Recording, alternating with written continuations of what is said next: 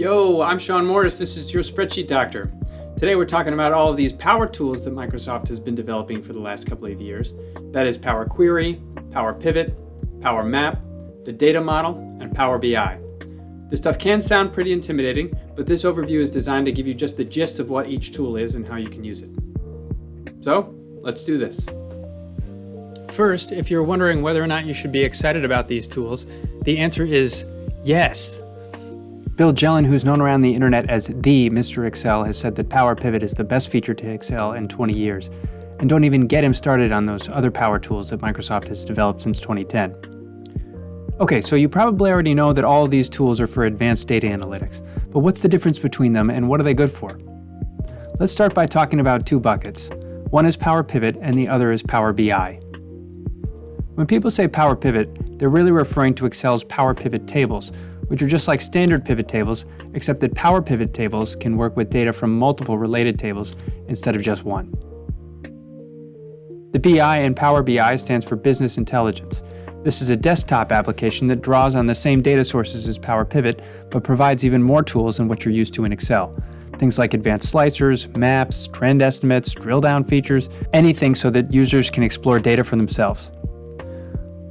All of these are basically just different ways to slice and dice your data so that you can ask and answer questions about it. The core engine for both Power Pivot and Power BI is what Microsoft calls the data model, which is just a set of data tables and relationships that the user specifies. It can be one table or many related tables, but the fact that you feed it with data is the reason the data model logo in the toolbar has that data cylinder behind the Power Pivot table.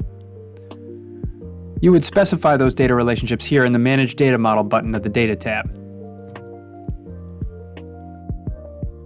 So while the core engine of the data model is the same for both Power Pivot and Power BI, the difference is really just in the packaging. For Power Pivot, the package is Excel. For Power BI, the package is in the Power BI desktop application you can download from Microsoft for free.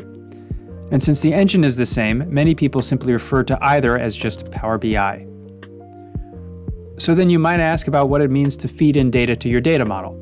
This is where Power Query comes in. Power Query is basically just a more robust set of features to get data into your model. And while you won't see any Power Query button anywhere in Excel's ribbon, whenever you're bringing in data to your model, you're using what is commonly referred to as Power Query.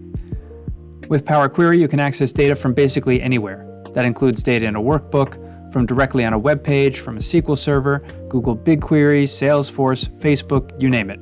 And Power Query can pull in millions of rows of data, way more than a typical spreadsheet.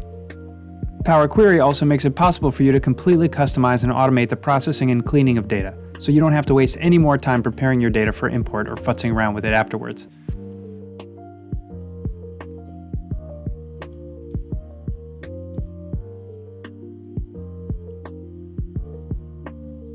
Finally, Power Map you'll see in the Insert tab. It refers to some cool new features that allow users to create charts on top of geographic areas or even geographic tours like this one. This is a dataset that shows power usage in the city of Dallas over the course of 3 years. You can see here that the high usage months are in the height of the summer. So, to review, when people say Power BI, they're really referring to a whole new set of tools that are available in Excel and the Power BI desktop application. Power Query imports, cleans, and prepares data. Data from Power Query can feed into the data model that you specify, which then can be used in either Excel or the Power BI desktop application. In Excel, when you use the data model to feed into your pivot table, you're using a Power Pivot table. And in Excel, you have the ability to create 3D geographic maps and map tours with Power Map. And finally, with Power BI, you have all the tools of Power Pivot and Power Map, plus the ability to create interactive visualizations, dashboards, and reports. So now that we have the lay of the Power Tool land, let's talk specifically about Power BI. The Power BI desktop application works a lot like a regular drag and drop pivot table that you're used to, except it includes this incredible ability to write calculated columns, fields, and measures. That might not seem impressive until you see that when these measures are specified, it gives users the ability to drill down on their own without any more help from you. So, for example, users might be interested in a 10-day rolling average of sales in a specific geographic region, or the total profit for a specific subset of items, or the return rate for an item type at a specific store. If they want it, they can get it. These measures are what you use the DAX formula language for, where DAX stands for Data Analysis Expressions. After you've produced your data analyses and visualizations in Power BI Desktop, you can publish them for free online. But if you want to only share them within your organization or collaborate with other users, you'll have to make use of the Power BI service, which currently costs $10 per user per month.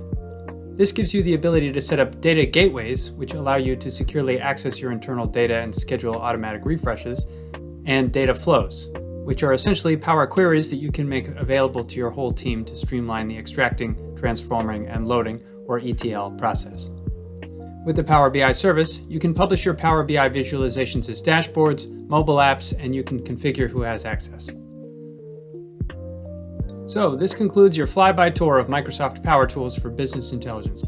Let us know in the comments if you found this video overview helpful. And if you liked this video, please be sure to give us a like and subscribe.